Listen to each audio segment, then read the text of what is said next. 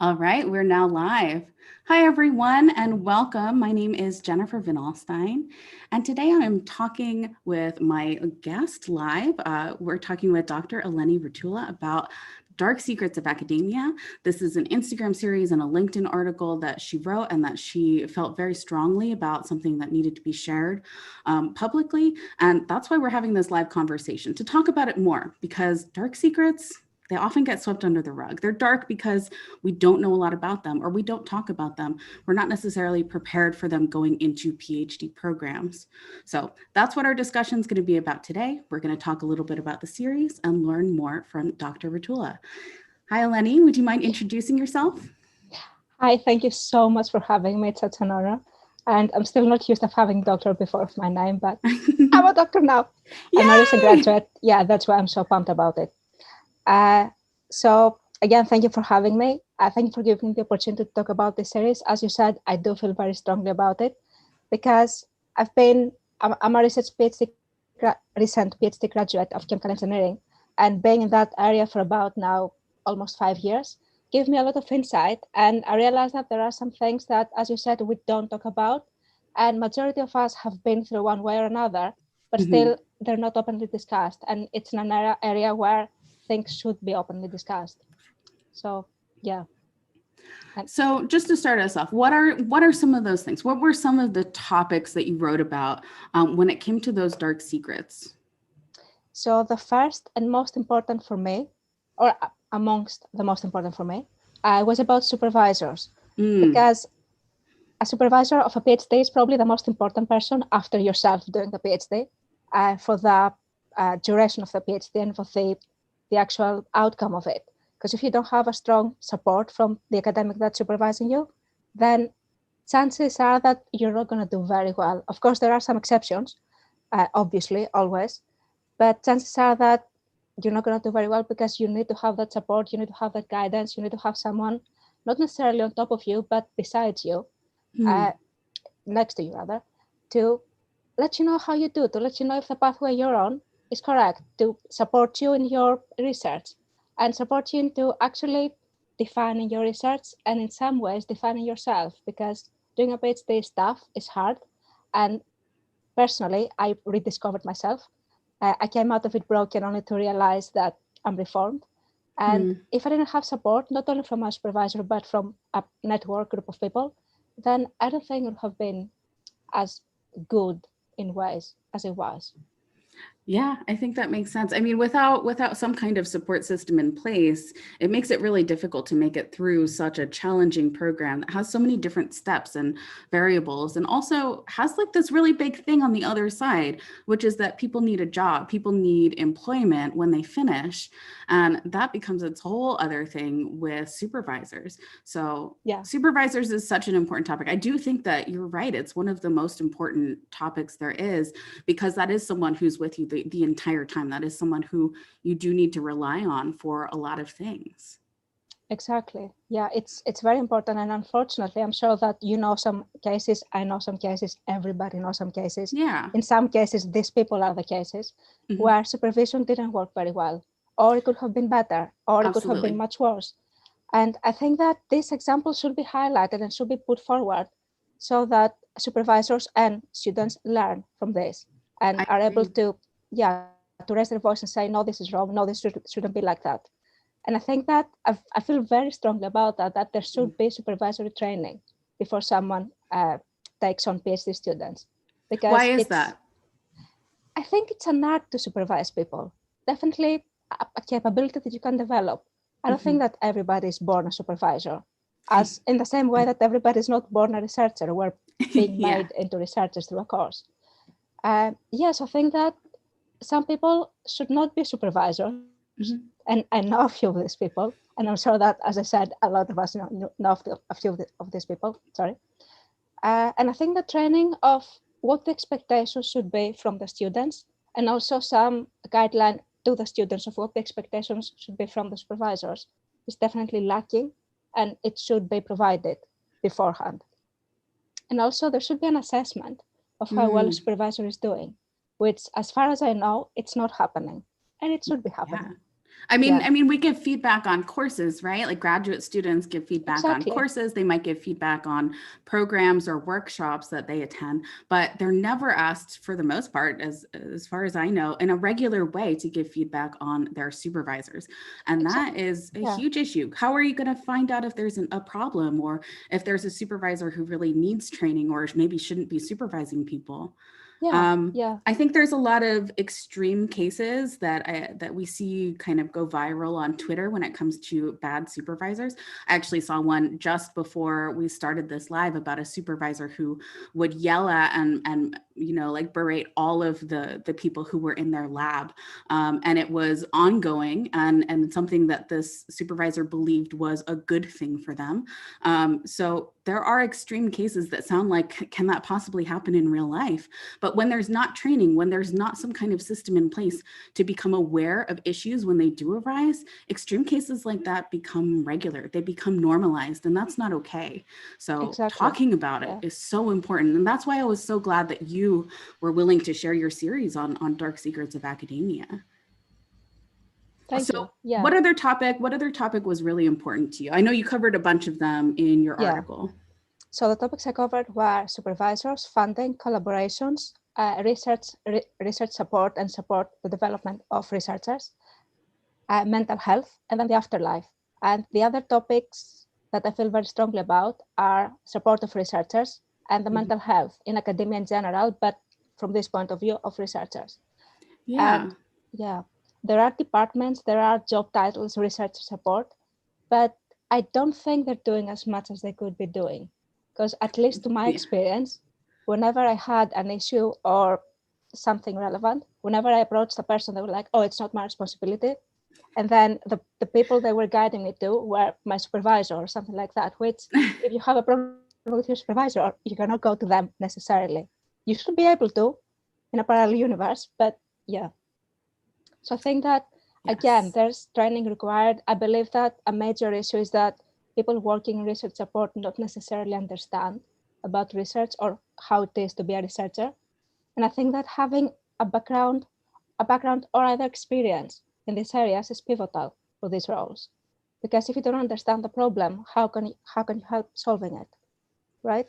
Absolutely. You do need to understand a problem before you can even begin to approach solving it in a lasting way. So that's super important. I also think that like the research support teams at a lot of universities aren't very large. Like there's a couple of them that are essentially helping the entire university, which doesn't necessarily make sense. That's really limited support. I mean, someone who's helping that many areas probably won't be able to effectively understand the issues of each of those different areas. So it is important to have more resources, human resources, like more people who are working on it and more training that goes into it. Absolutely. Yes. So can I ask, like when you ran into those problems, like was there something that you were able to do to resolve it? Like, did you find solutions? Yes and no. In some cases, it was easier to find a solution. In some other cases, I had to actually make the solution myself. And then that made me realize that it's very difficult for these people to actually understand what's going on. And it's very difficult to provide a solution without them going all out. And I understand that in some cases, you're not ready to do that. But I think that when we're talking about subjects as researcher support, knowing what's been going on in academia, then these people maybe should be a bit more caring or a bit more understanding or a bit more willing to help or a bit all of the above. All of the above. Maria says in the live chat, interesting topic. I think I have all the problems that you've discussed until now and the ones that you discuss later. I think that's so common. Like so many of us experience one or more of these kind of dark secrets, one or more of these big problems that we run into during our graduate school careers, that it just becomes too difficult by finding some solutions, but also creating your own solutions. There's so many people who would not have the perseverance or maybe the creativity to actually like go through and make those solutions happen. Some people will just give up. And a lot of that's like, if we're not talking to each other and telling each other that these things happen and that it's not okay and that we do need to move past it in some way, then there's people who like they'll never know. They just kind of give up. So based on that, I want to say two things. I think that what we're discussing right now goes under the mental health issues umbrella.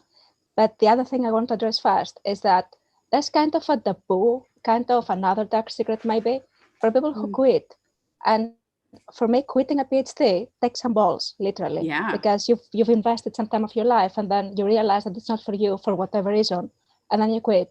And so far, the cases I've heard have been regarded as in, oh, they couldn't make it, they were not good enough, or they didn't have the courage or whatever. No, actually, they did have the courage to say, this is not for me. And that's exactly. perfectly fine. And I think that that's a very smart decision for a lot of people.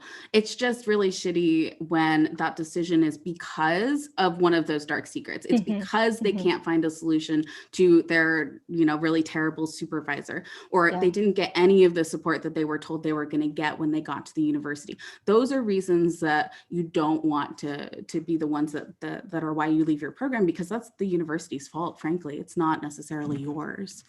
Like, there's nothing that you can do if you can't find the solutions, and people just keep telling you that like there's not a solution. Like, that's a different reason for quitting than being like, this is not the program for me, this is not what I want to do right now, and I don't think this is the best for me. Like, I think that those are different reasons.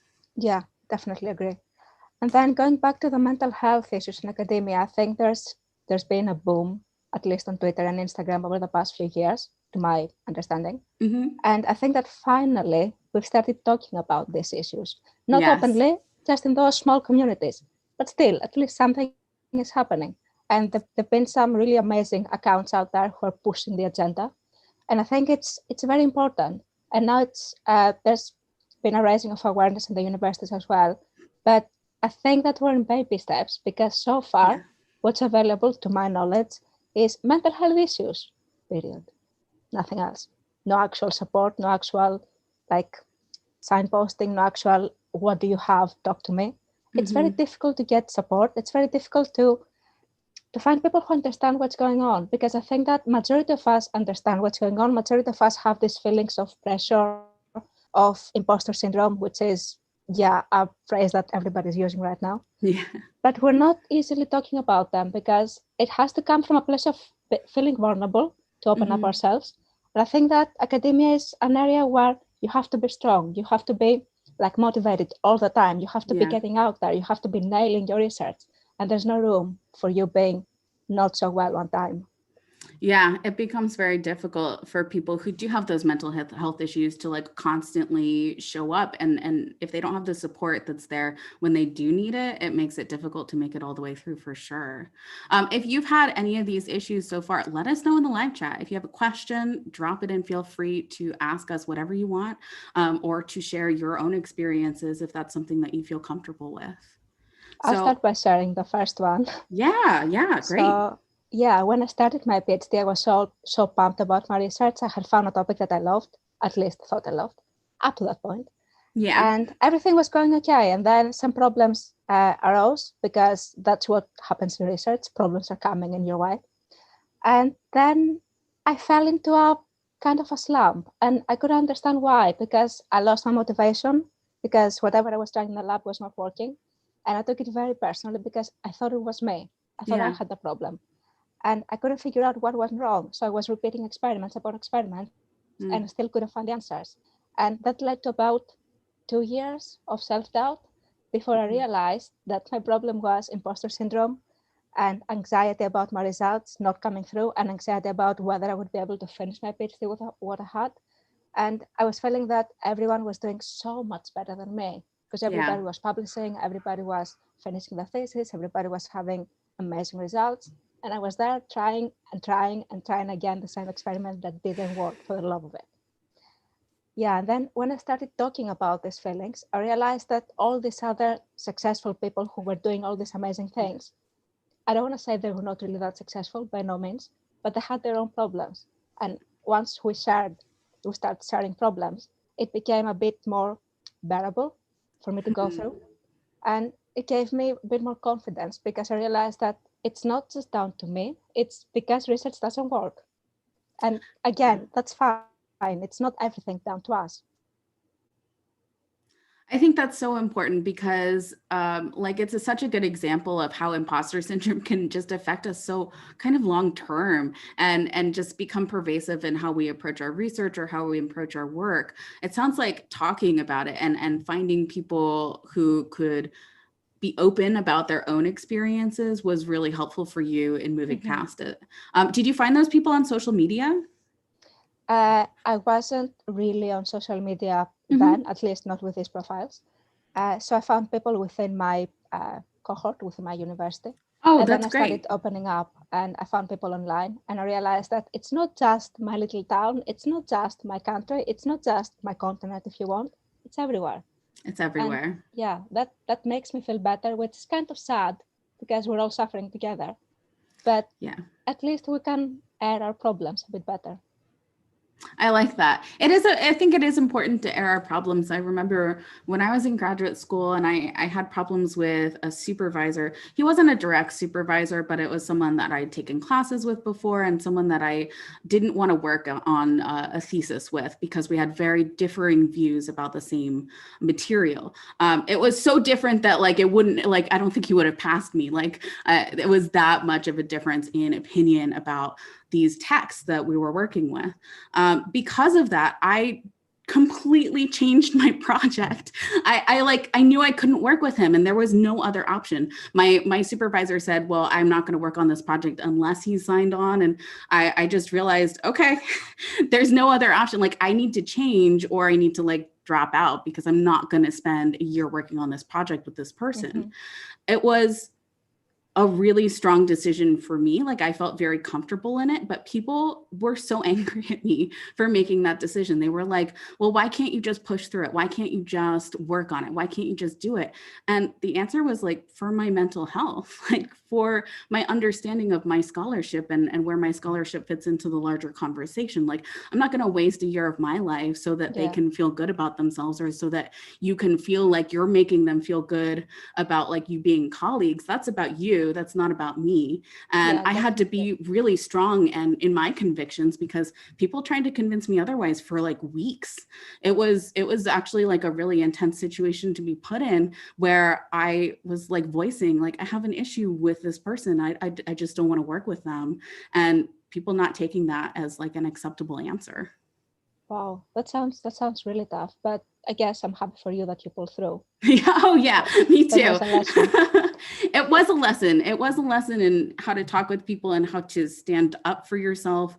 I think like if you see warning signs for something in a supervisor, or if you've been told stories about something for a supervisor, and this is different for my case, but like if you have experienced something that maybe you have questions about, you should investigate that further. Like you should ask more questions and see if you can find out before you make a decision on who your supervisor is going to be.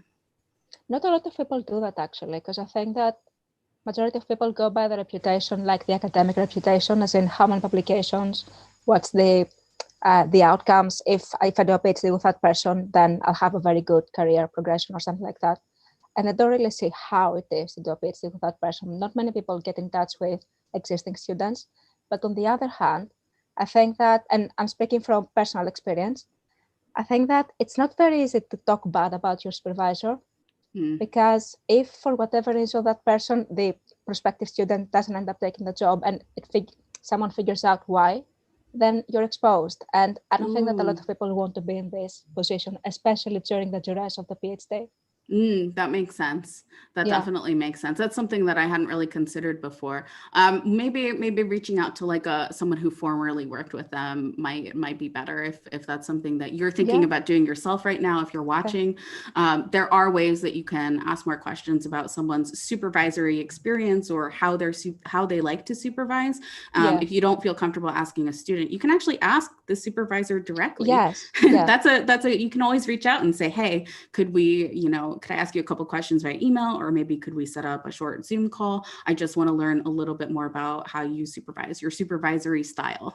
Yes, and I think that by the type of answers or by the length of answers or by them not even recognize words or expressions such as mental health, you can get a much better idea of what would be down the line for you if you choose that supervisor. Yeah, it's always a good thing to do. I was happy. I was lucky actually, because in my case, my supervisor, I knew him. We had worked together before, so I knew what I was buying into in a way. Yeah, when you already like know who that person is because you've worked with them before, maybe you've taken a class with them, that can definitely make a difference. Yeah. However, again, I think that it's slightly different having a supervisory relationship of masters or know the person from undergrad, from courses, and then working with them in a PhD level. Because I think the expectations are different, the level is different, so the relationship changes.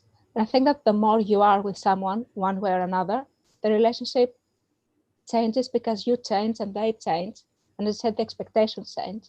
So yeah, you can't really tell maybe 100% how it will be.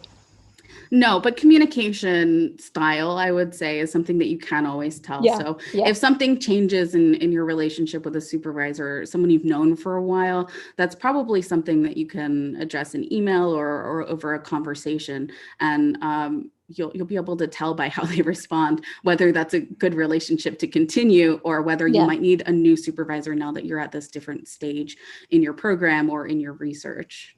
Yeah, for definitely. sure. So can I ask, like, what prompted you to actually get out there and write the Instagram series and publish that LinkedIn article? All of these topics that you were talking about, like, they're obviously so important, but like, what made you decide to take it public?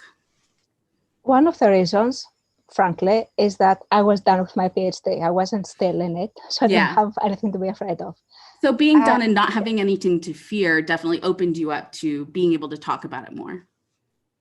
Yes, and I think that I could have done it while during the PhD, but I don't think it would have been the same because I took some distance after finishing. I passed my Viva last year, actually almost a year ago. Wow. And then I took some time off. I tried to figure out my career and everything. And then I kept in touch with friends. I kept in touch with the university that I was in. I'm still in touch with them. And I kept in touch with social media, obviously. And I realized that, as we said earlier, there are these issues that nobody talks about openly. Mm-hmm. Nobody talks about collectively. Nobody says, hey, I've been there. I've done this. That has happened to me too. Let's talk about it. So I thought that why not put a series out there? Why not put my thoughts out there? Mm-hmm. And it was great because the response I got was really, really nice. And if you check on the Instagram posts, the discussions underneath, like the comments, it's a live conversation about bad subjects, but still a live conversation. And I can see all these people saying, me too, I've been there. This has happened to me. Let's talk about this more. Or let's talk about this as well. Mm-hmm. And it's kind of refreshing, but again, sad because you see all these things happening. And I don't want to say no one is doing anything about it, but we're not where we should be, I think. Universities, academia, supporters, whatever, could do much better. I mean, as like a larger academic society, we're really not doing anything about it. I mean, maybe the thing that's being done about it is that people are speaking up and talking to each other more, but it's not necessarily playing out in terms of actual change in what people are experiencing in their programs. Maybe there's more articles about mental health in the academy. It's like making the New York Times and the Washington Post, but that doesn't necessarily mean that the experience of graduate students are changing right now. There's more mental health issues than ever with coronavirus, and there's more graduate student strikes than ever. Like it's really a difficult time in terms of mental health, in terms of imposter syndrome, in terms of finding employment after you finish. Like it's all very difficult right now. So we do need to see change, and change isn't necessarily happening. Exactly, I agree with you. And COVID came and made everything like 1,000 times more worse rather than before. But if you ask me, okay, what would you have done differently? The answer is, I do have ideas, but if I was at a point of in a position of authority, I don't know what I would have done differently because it doesn't take just one person to say, oh, we'll do this today. It takes a whole cohort of people and a whole time to formulate the ideas and actually make them happen, and it's not easy. Yeah, it But takes a lot of yeah, time. It takes a lot of money to make these changes happen. And I mean, universities operate really slowly. So like if something is suddenly becomes their goal now, it's not necessarily going to see implementation for a few years, sometimes even 10 years. Like a lot of places will plan 10 or 15 years in advance. yeah, So if change is going to happen, if we're going to see change in the coming years, we need to start talking about it now in our programs. We definitely. need to talk about it with our supervisors if we can, and just make it clear that this is something that we expect as graduate students moving forward. Like we need to see change. And I think that that becomes really Yeah. difficult. To be fair, though, there are some kind of easy things that we could do as departments, as universities. I won't say as countries because that takes a bit too much effort. But I think that having coffee mornings where we bitch about our supervisors openly, or having, I don't know, anonymous forums where we submit our problems, or just gathering as friends outside the academy and just talking about what has been going on. I think that helps. And also if the like head of departments or maybe some people of some sort of authority support these initiatives, I think that will have an impact because students, PhD researchers rather, because we're not students, will feel more comfortable talking about such Yes. issues. Yeah, that can definitely, these are things, like some of the things we're talking about can be implemented at the department level pretty quickly. You know, having some sort of way to collect feedback on supervisors. That could be a Google form. It doesn't have to be like really complicated or really researched, frankly, to be able to be effective now. Just getting some form of feedback, some form of anonymous feedback would make a difference. Exactly. Yeah. Yeah. Let's see. Matthew says mental health is definitely a big elephant in the room for grad students. So many people get exhausted and tired from teaching and research. Academia always expects you to go at 110%. That's so true. And I think that definitely creates more of that imposter syndrome that so many graduate students say, like, they're creating more publications, they're doing more presentations, they're doing more research and getting more funding than ever before. And those expectations just keep increasing and the mental health support keeps going down. I've seen all these posts on Twitter asking how many people are working 80-hour weeks here. And I'm like, oh, Jesus Christ, why? It's a lot. It's so many people. Yeah. And then people will say in the comments, like, I work 70 hours a week, but I thought this was normal. And lots of people are like, yeah, so did I. Yeah, to be fair, I know for a fact supervisors that expect their students to be in the lab 6 days a week and work 10-hour days. And if you think about it, that's 60 hours. But come on, you should have the authority to regulate your own time. After all, a PhD means that you're getting in there, you're given a project and you're given a timeline and you're doing it yourself. You're supposed to be doing it yourself with some guidance. But if you have your supervisor on top of you saying, no, work more, work now. It doesn't really work for anyone in the long run.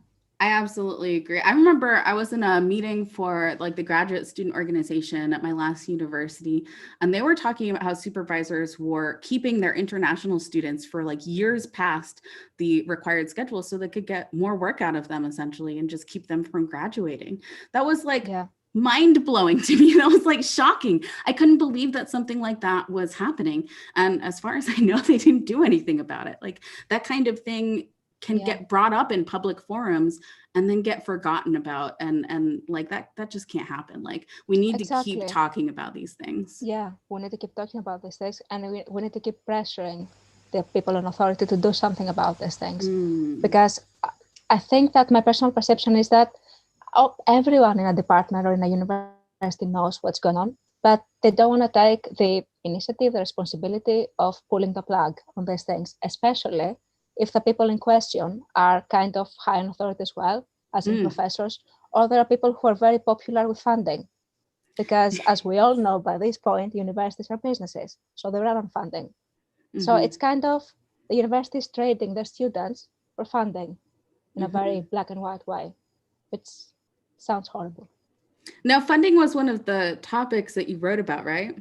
Yeah, another issue, because personally, I don't think I had the either opportunity or need to write a grant, but I've been around other people who had, and I've been around when they got rejected, which is majority of times. But people are not talking openly about these things. They just air when they got the grant, but they don't say, oh, I wrote another 10 grants that got rejected. And I think that if more academics were able to share their failures, life would be so much better in academia, because a lot of us would realize that it's not everybody's a superstar and I'm the dumb one. It's everybody has their brilliant moments, but so many other dark moments. Yes. I like in publishing, because I'm a creative writer, there's a hashtag called Share Your Rejection that is focused on sharing, like, when you have rejected short stories or poems or manuscripts from agents or from publishers, and trying to normalize that situation. In academia, you like never want to share your rejection, right? Like, that's definitely a scary thought, because it signals to other people that, like, you weren't good enough, or that you were a failure at something, which is absolutely not true. When only like 2% of people get funded through the grant, like, you can't consider yourself a failure for not being part of that 2%. That's ridiculous. But it's how we feel in the moment. It's how we feel for a long time after. And that imposter syndrome just keeps creeping up, and there's not necessarily anything you can do to stop yourself from feeling that way in the moment. To be fair, when I submitted my first publication and it got rejected, I wanted to just give up. I thought to myself, okay, I'll graduate without any papers. I might not even get my PhD because I have 0 papers. And then my supervisor got in touch with me and said, okay, we need to do this and this. We'll try a different journal. We'll work it out. And then we submit again, and we got comments from reviewers, and some of them were harsh. And I'm not saying they were not fair, but I think that's another issue, that I think that reviewers should learn how to write reviews that are helpful to the other end. Yeah. Because if you say, oh, your manuscript is shit, who's that helping? Right. No. Yeah.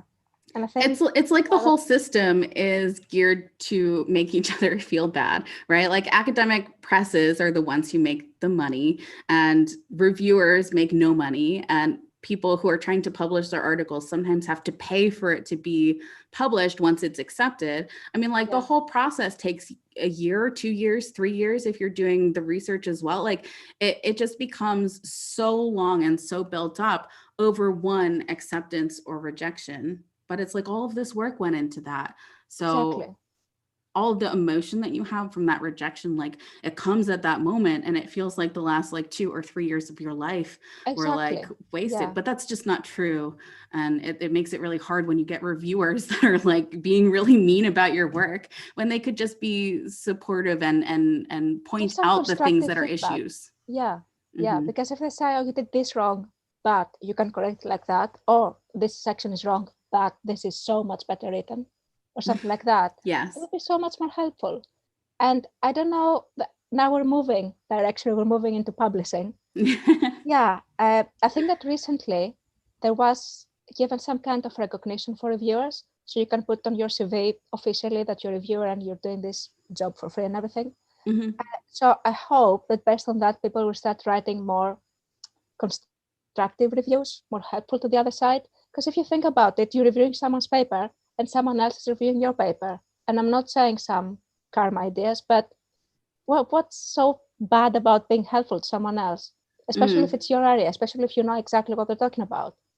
Right. And hopefully you would, because you've been asked to review it. I think that's an important point. I think that there are a lot of communication points in which we could be nicer to each other. Rejections are one of them. Reviews are one of them. Responding to just like emails sometimes can be one of them. I think that that's a really good point. Yeah. Can I ask, like, did you get a lot of stories when you shared your LinkedIn article, when you shared your Instagram series? Did you get a lot of stories back about people being like, I had that exact experience, or I've had this experience that was like 10 times worse, and like, here's my story? Did you get a lot of? I got a few comments, especially on the supervisors, on the research support, and on the mental health, I think, on every one of them, but especially in those. And it's, as I said before, it's kind of refreshing knowing that you're not alone having this baggage. But on the other hand, it's like you're seeing where the base is, the baseline rather, and it's low. And unless someone does something about it, and I think that at this point we're someone trying to do something about it, then it's not going to get any better. Because I think you mentioned it before, us not doing anything about it, we're kind of normalizing the situation. And that's the worst thing that we can do to ourselves and to the future generation trying to obtain PhDs or get in academia or anything. Yeah, I definitely agree with that. I'm glad that some people were willing to share, especially about their supervisors. I think it would be harder for me to talk to people at like my own institution about a supervisor because it's someone like everyone knows, but it's definitely easier to share it with strangers or with someone at another institution. So if you're feeling like you don't have anyone to talk to about this, if you feel like you have a supervisor who you essentially need to complain about or need to have a sounding board or need to reach out to someone, there are actually places on social media where you can go. Academic Chatter and Open Academics both allow for anonymous posts where you can DM them and say, I have this story, I have a question about it. They'll help you get the message out anonymously and get you some feedback and responses from other people around the world. It might help you learn that your story is common or learn that there's other people out there struggling with the same issues. As Eleni said, like when she shared her series, like she got feedback of people saying like, me too, that's happened to me. She got a couple of people sharing more personal stories about it. So there are people out there who do want to talk about these things. And I do recommend Academic Chatter and Open Academics on Twitter as two places where you can go to start a conversation anonymously about those things. Definitely, and just for those of you watching, if you have any questions, just drop them in the live chat, and questions and comments, we'll definitely read them out. So yeah, I think it's very important to try to reach out to people that you know or people that you don't know. As you said, anonymity is quite an important factor here. And I think that in social media, especially Instagram and Twitter, as far as I know, there are people who are and communities who are willing to help. At least they're willing to hear you out. Yes. And yeah, I think that someone giving you a virtual pat on the back is very helpful. And at times it can be life-saving if we want to take it to that extreme. It can be. I mean, I've actually seen people say things like, whatever situation I'm dealing with in academia right now is so bad that I'm feeling suicidal. And people will jump on that thread immediately and be like, do you need someone to talk to? Like I have some free time today, like we can set up a call. Like people will go out of their way to try and help if you ask for it in a public way. I think that it's really scary for people to like make that decision to ask for help publicly. But again, you could do so anonymously through Academic Chatter or Open Academics, but you can also DM people. You can try sharing a post just like on your Facebook wall for your friends and family. You'd be surprised who will hop on a conversation and just like listen to you talk about what you need to talk about if you ask for it. Yeah. And besides that, I think that even writing down your story or recording it, it helps because it gets it out of your mind. And I think that there's, at least in Greek, because I'm Greek, there's a saying that if you share your story, half the weight is off, or something similar.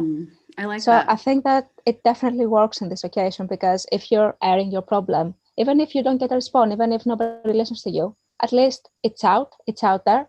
So you have some kind of space in a way to reevaluate. Definitely. I don't know if that makes sense. It does make sense. Yeah. Having your story out there can give you some perspective. It can give you other people's perspectives on your story, but it can also give you the perspective that what you have to say is valid. What you have to say is something that people are interested in hearing, that they want to listen to, and that it's something that they'll respond to if you invite them to.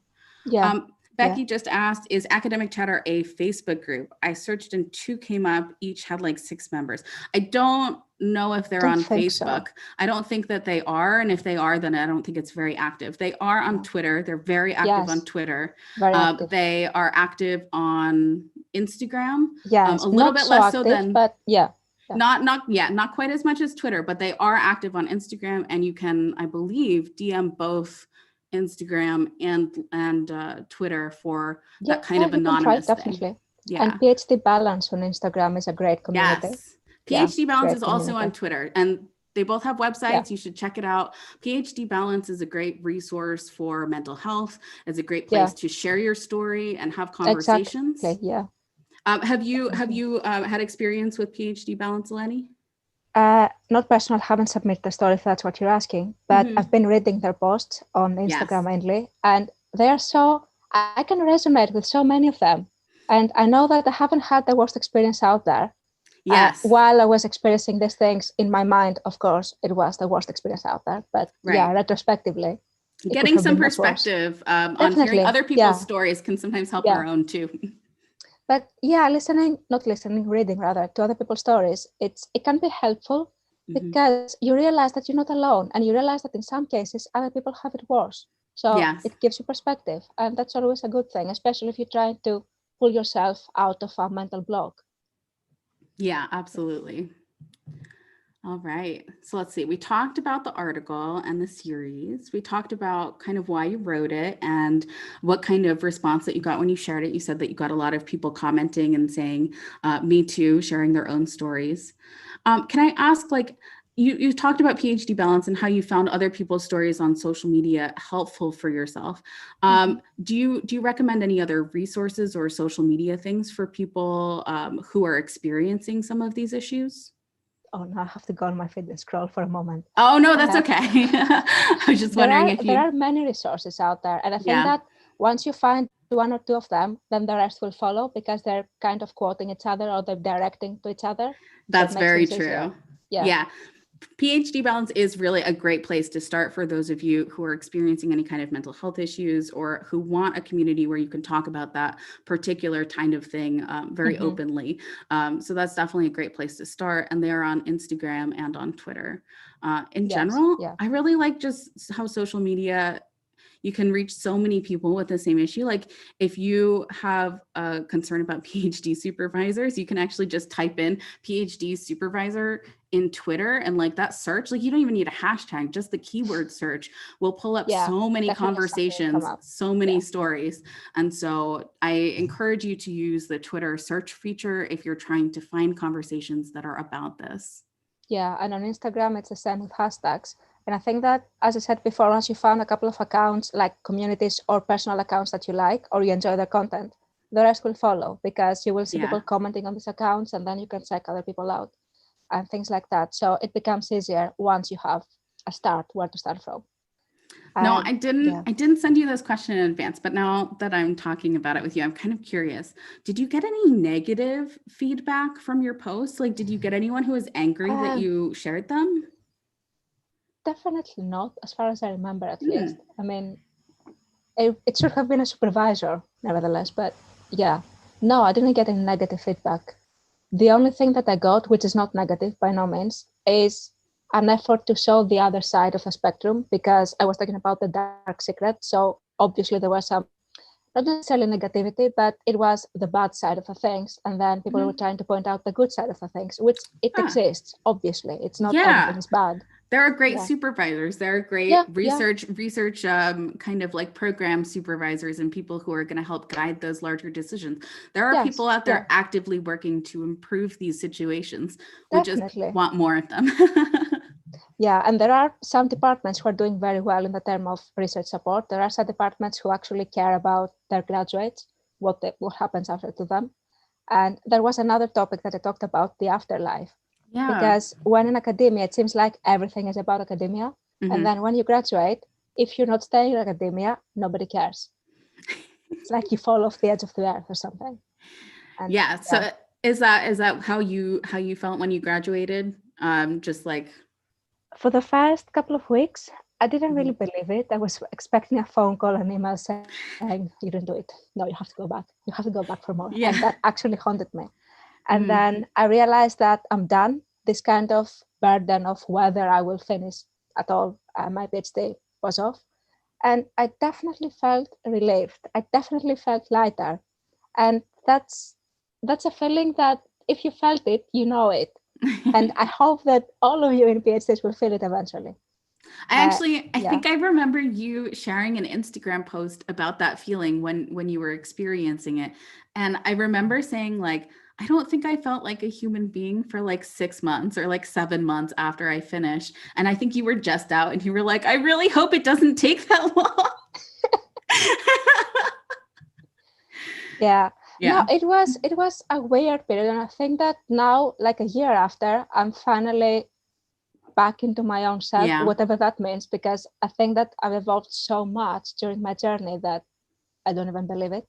When I finished it, I didn't know what I was doing. I didn't know what I wanted to do. I didn't know what would happen after. I think it was kind of, okay, you're done, nothing else. And then after that, I started realizing what what was actually the outcome of my PhD, what I have gained out of it, not just in terms of publications or methodology or how to work equipment, but in terms of where I want to go, what I want to do, what my skills are, what my transferable skills are, which is again another thing that not many people are talking about, because realistically, not all PhDs can end up in academia, right? Right. They cannot be absorbed. So they have to do something else. What do they do? Who knows? I think the answer to everything, at least in STEM community, it's industry. But again, industry, what exactly do you mean? There are so many different roles, so many different outlays. And then if it's not industry, what is it? And how do you get there? And Yeah. what skills do you need to push? And how do you get those skills? And can you get those skills simultaneously with your PhD? And then you might explode somewhere there. Yeah. And it's like, it's so difficult to think about all of those things while you're in your program, right? Like, how do you start preparing for the afterlife when you're dealing with, potentially a bad supervisor or mental health issues or lack of research supervision or some other kind of support system that you need? How do you focus on what's coming after when you're just struggling to get through the present? And that's really where like the systemic changes need to come into place. Like training needs to happen for that transition into the afterlife. Training needs to happen for those supervisors. More robust programs need to be put in place for research support. These are structural issues, and they do require a lot of people to be on board to make those changes. Talking about it really is the first step, though. Yeah, talking about it, getting the word out there, making other people talk about it, spreading the knowledge, spreading the negativity in a way. But yeah, I think that some people, when they start their PhD, they have a clear outcome out of it, what's going to happen after. A lot of them, they have jobs and they need their PhD to like jump levels or something. But a lot of us, including myself in it, do a PhD and don't really know what's going to happen after, or start a PhD with some mindset and then they end up changing completely their mindset, which was my case, because I thought that I knew what I wanted to do. I thought that my PhD would help me get towards there. And halfway through, I realized that's not what I want to do. I want to go somewhere else, completely different. How do I get there? Help. And yeah, I think that it's working out because the PhD kind of teaches you how to be persistent after it has kicked you in the ass. So excuse my French. Yeah, I like that. But I think that it kind of makes you grow. It kind of makes you realize what's important, especially if you've been through some difficult situations. And it makes you realize what you can tolerate and what you're not going to tolerate in your afterlife. Oh, I like that. What you can tolerate and what you just will not tolerate for the rest of your life. I think that makes a lot of sense. I see a lot of those kind of things that you're talking about in my fiance, who finished his English PhD last year, just in terms of like the time that he needed to kind of feel normal again, and also to know like what's right for him and what's not right for him. A lot of that, it took time to figure what those were after the fact. Like in the afterlife, there was more to do. And that's just kind of a strange concept. You don't necessarily think about that when you're going in. Let's see. Jas says, academia thrives on running on a treadmill of research output, which gives rise to deeply rooted anxiety. Ultimately, it spells trouble for universities if researchers decide they have no future in science. And I think that at least what Eleni and I have been talking about, I think that like definitely along those lines, the thing that's really concerning when it comes to the afterlife is like people need to start preparing early, right? They need to start preparing for the afterlife when they're in school, but that system's just not in place right now. Certainly not in terms of the supervisors or in terms of that research support. If we keep running on that treadmill of output and we keep running on the treadmill of output that is focused on one career path, it's not going to help them with the other career paths. Definitely not. Yeah. And I think that there should be more, I don't think that's training, what we should call it, more kind of talk, maybe seminars, I don't know, discussion about the outcomes of like career outcomes, because I'm coming from STEM. And when I started my course, it was like, you're either going to be a professor eventually. Let's not talk about how much time it's going to take to become a professor, or you could end up in industry. And at the time I thought, okay, I have two options. We'll see. Mm-hmm. And then I realized that, and I started talking to people through social media, and I realized that there are so many other career outlets out there that nobody's talking about. Because I don't know, it's not prestigious. I don't know what to say, or it's not good enough, or it's not popular enough. But I mean, in some cases, people don't even know those jobs exist, especially like for some researchers who've been in the academy for so long that like their main focus, the main people that they talk to are in the academy or within their niche industry and the partners that they work with. They're not necessarily going to know where the other jobs are, what other people with PhDs in chemical engineering are doing. And so some training does have to come into that for people to even be aware of the options.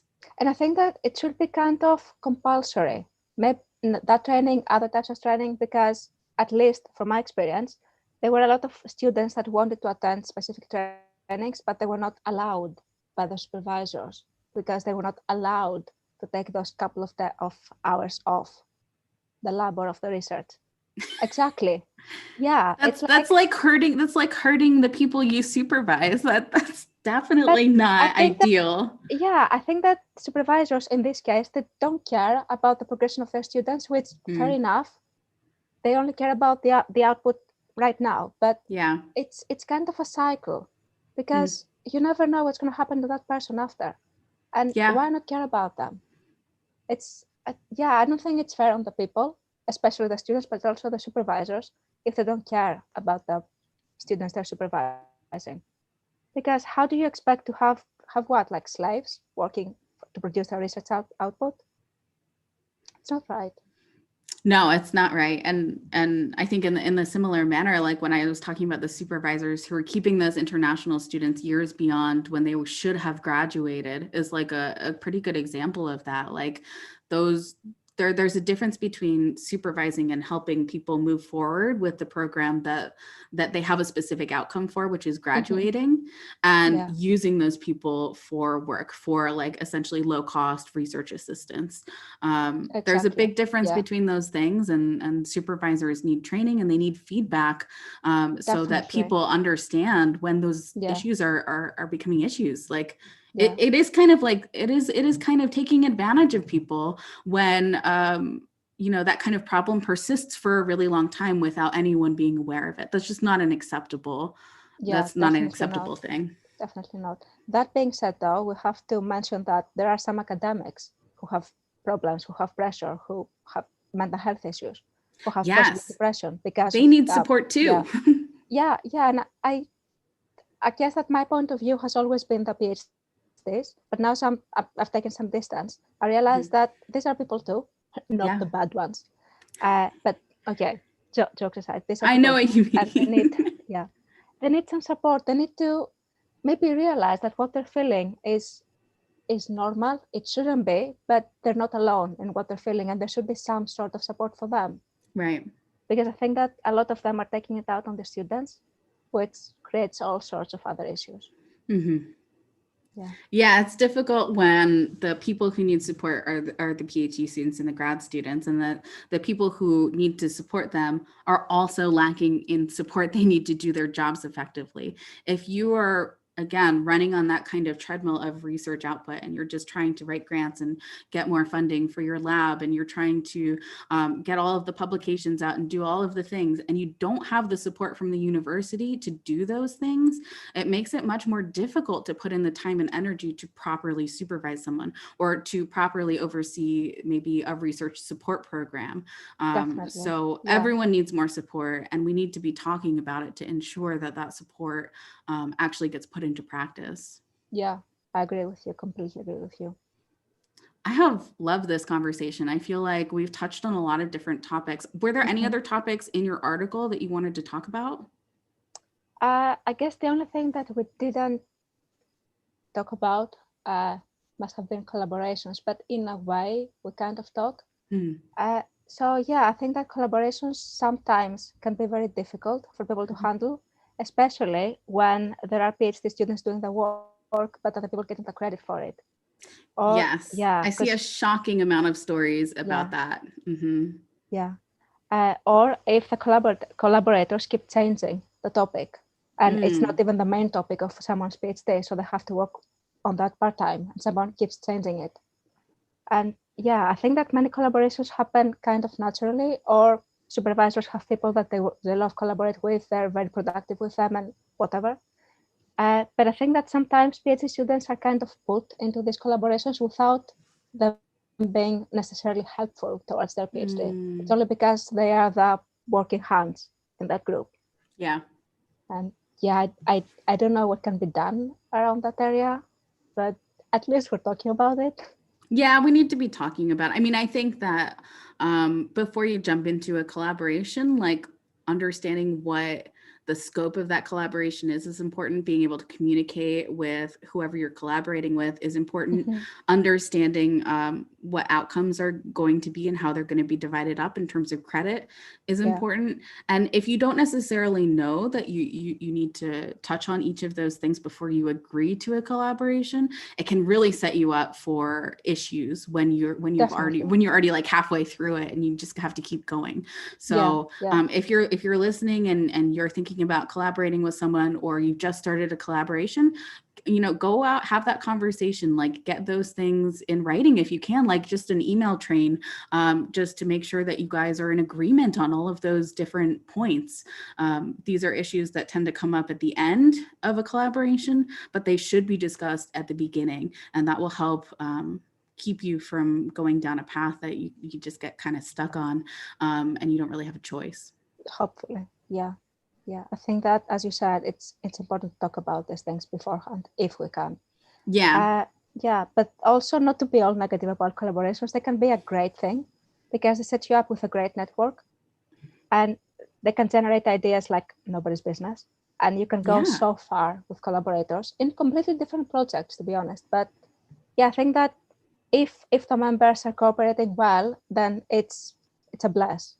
But if they're not, it's a curse. Yeah, absolutely. Yeah. Well, thank you so much for talking about collaborations, supervisors, mental health, research support. All of these issues are not talked about enough. They're dark secrets. They really are. And I think that it usually takes people coming to social media or finding a group of friends who's already open to talking about it to sometimes even realize that these problems exist, or that what they're experiencing is normal.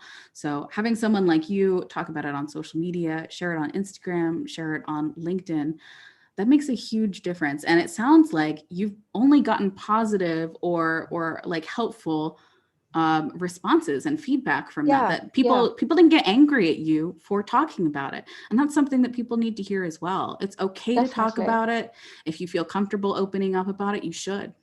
Exactly. Yeah, 100% agree with that. You should talk if you can't do, and you should, in a way, kind of press yourself to start talking, because I guarantee you're going to feel so much better afterwards.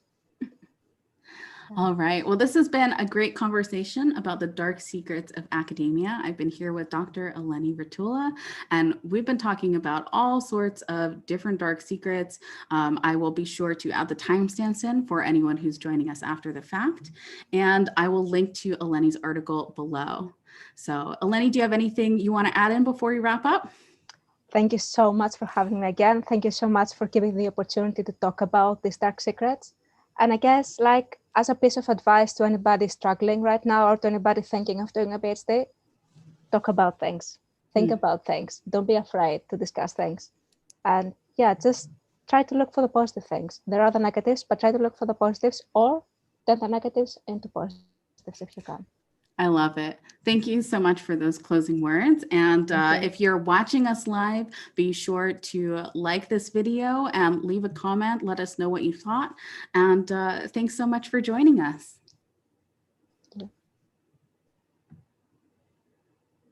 All right.